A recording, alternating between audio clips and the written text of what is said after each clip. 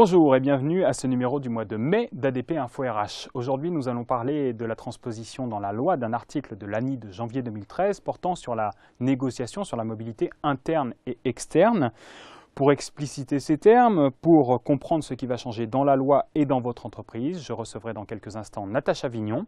Mais pour commencer, parlons d'une date.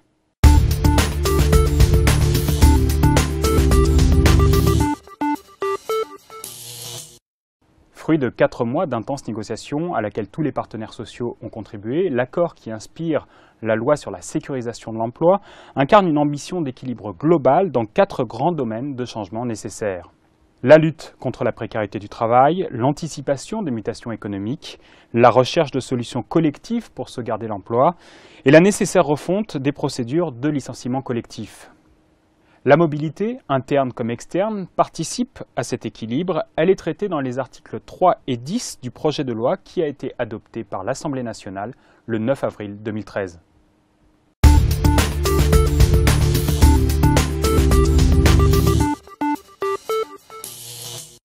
Natacha, bonjour. Bonjour. Voyons d'abord ce qu'il en est dans la loi. Que signifie la mobilité externe ?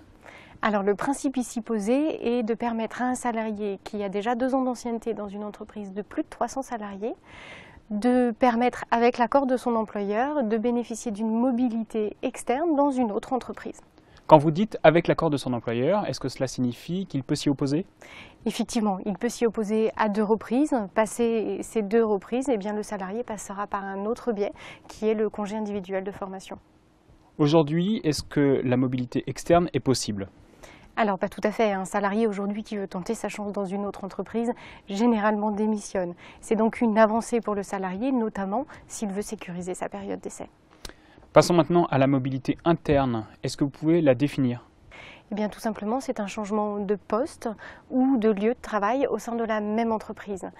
L'objectif de la mobilité interne ici est de permettre de développer cette mobilité en dehors de tout projet de licenciement. La mobilité interne, elle fait déjà partie de la gestion prévisionnelle des emplois et des compétences. Qu'est-ce que ce projet apporte de plus ? Alors ce projet met en place une nouvelle négociation avec les partenaires sociaux tous les 3 ans sur la mobilité géographique entre autres. Merci Natacha. Voyons maintenant ce que cela implique dans l'entreprise.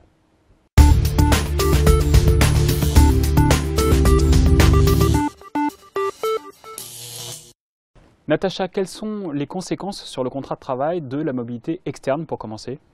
Alors la première conséquence, bien évidemment, est la signature d'un avenant au contrat de travail pour le suspendre. Dans cet avenant, il est nécessaire de déterminer la durée de la suspension, les conditions de la suspension.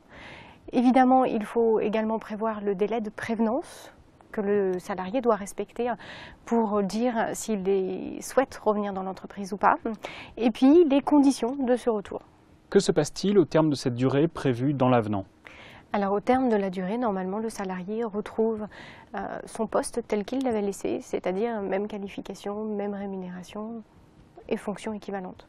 Et s'il choisit maintenant de ne pas revenir ? Eh bien c'est son choix et dans ce cas-là, la rupture sera identifiée comme une démission. Passons maintenant à la mobilité interne. Vous l'avez dit tout à l'heure, une nouvelle négociation triennale est prévue. Quelles sont ses modalités ?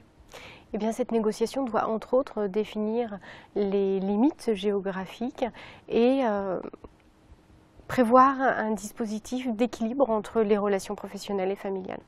Merci beaucoup Natacha. On va passer maintenant à vos questions.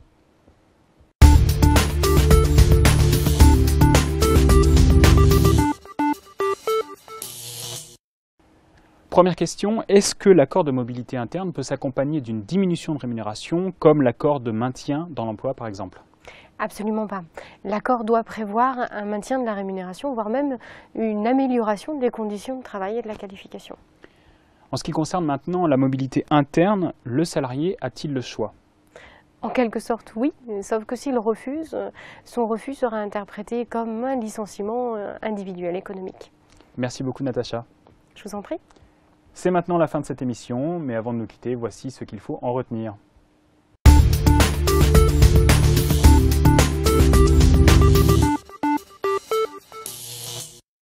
Voici ce que je vous propose de retenir de ce numéro du mois de mai d'ADP Info RH. D'abord, concernant la mobilité externe, une nouvelle suspension de contrat doit être formalisée par un avenant au contrat.